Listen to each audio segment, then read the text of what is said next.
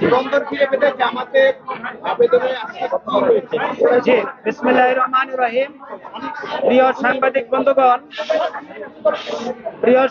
বন্ধুগণ, আসসালামু আলাইকুম ওয়া রাহমাতুল্লাহি ওয়া বারাকাতুহু।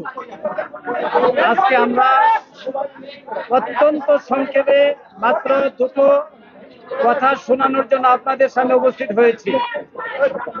আপনারা জানেন 19 নভেম্বর 2023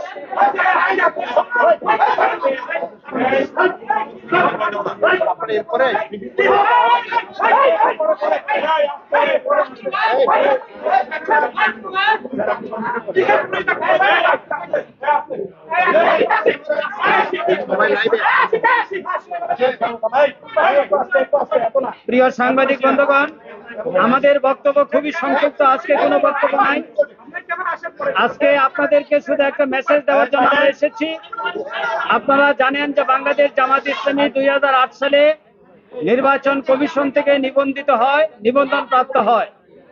এই সংগঠনের বিরুদ্ধে একটি রিট পিটিশন দায়ের করা হয়। এই রিট পিটিশনে একজন আইনজীবী জামাতের রেজিস্ট্রেশন বহাল রাখার পক্ষে,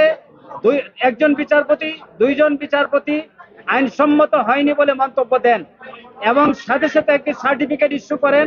যেহেতু এই মামলাটি সাংবিধানিক প্রশ্ন জড়িত, এই মামলাটি আপিলেট ডিভিশনে যায়। আপিলেট ডিভিশনে 19 নভেম্বর শুনানির ধার্য তারিখ ছিল। সেই দিন আমাদের সিনিয়র আইনজীবী অসুস্থ থাকায় তিনি আদালতে সময়ের প্রার্থনা করেন। বিজ্ঞ আদালত সেই সময়ের আবেদনটি নামঞ্জুর করেন এবং আমাদের এই মামলাটি ডিসমিস ফর ডিফল্ট করে দেন। আজকে আমরা এই পরিস্থিতিতে মাননীয় আপিল চেম্বার জজের কাছে গিয়েছিলাম। প্রথমে আমরা এটি দাখিল করেছি যথাযথ নিয়ম মোতাবেক। পরবর্তীতে এটা চেম্বার জজে গিয়েছে। 5 নম্বর আইটেম ছিল, সেখানে আমাদের আইনজীবীগণ বক্তব্য তুলে ধরেছেন। মাননীয় চেম্বার জজ বক্তব্য শোনার পর আগামী 21শে অক্টোবর রেস্টোরেশনের উপরে শুনানি করবেন। রেস্টোরেশন যদি এলাও হয়, এরপরে জামাত ইসলামীর নিবন্ধন মামলার পূর্ণাঙ্গ শুনানি পরবর্তীতে অনুষ্ঠিত হবে। আজকে আমরা এই পর্যন্তই রাখছি। আপনাদের সবাইকে ধন্যবাদ এবং দেশবাসীর কাছে আমরা দোয়া চাই জামাত ইসলামী একটি বৈধ রাজনৈতিক দল হিসেবে তার নিবন্ধন ফিরে পাবে এবং বৈধভাবে বাংলাদেশের রাজনীতি করবে। আমাদের প্রত্যাশা তো রেস্টোরেশন ফার্স্ট আইনের ধারাবাহিকতা আমাদের যেতে হবে। প্রথম রেস্টোরেশনটা আমরা আশা করছি এলাও হবে, এরপরে শুনানি হবে মামলা।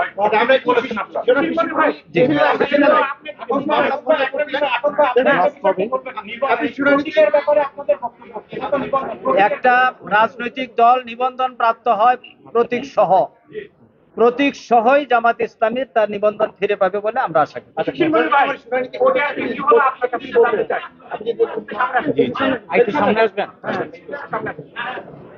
কোর্টে যা হয়েছে যে আজকে মূলত যে আপিল মামলাটি ডিসমিস ফর ডিফল্ট হয়েছিল, এইটারই পুনরুজ্জীবনের আবেদন করা হয়েছিল। অনারেবল জাজ ইন চেম্বারে আমরা বলেছি যে সমস্ত কারণে একটি মামলাকে পুনরুজ্জীবন করা যায়, এটা আপিলেট ডিভিশনের রুলস 20-তে বর্ণনা করা আছে।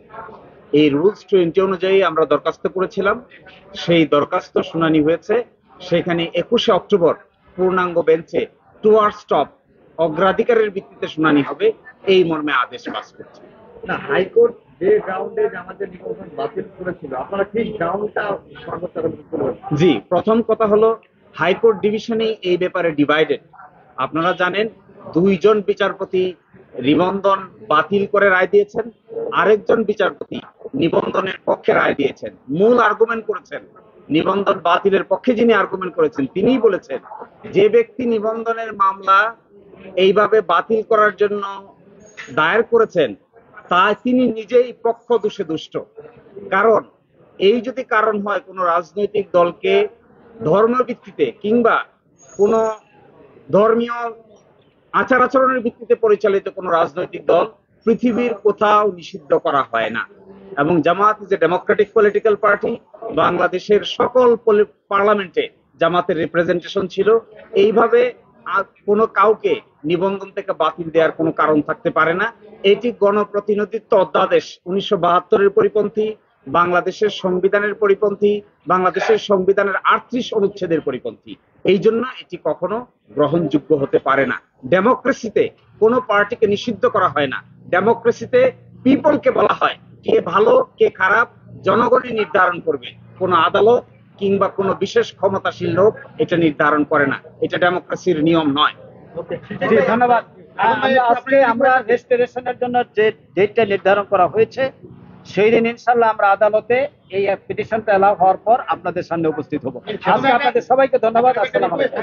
এরপরে এই যে অনলাইনে ওটা কিন্তু আলাদা করতে বললেন কি আমাদের একটু আলাদা করতে? আচ্ছা, থ্যাংক ইউ। আমরা মনে রাখবো আপনাদের পরামর্শ। আপনারা কষ্ট করেছেন। ওকে, জামাত ইসলামের পক্ষ থেকে আপনাদেরকে আবারও মোবারকবাদ। আসসালামু আলাইকুম। ধন্যবাদ।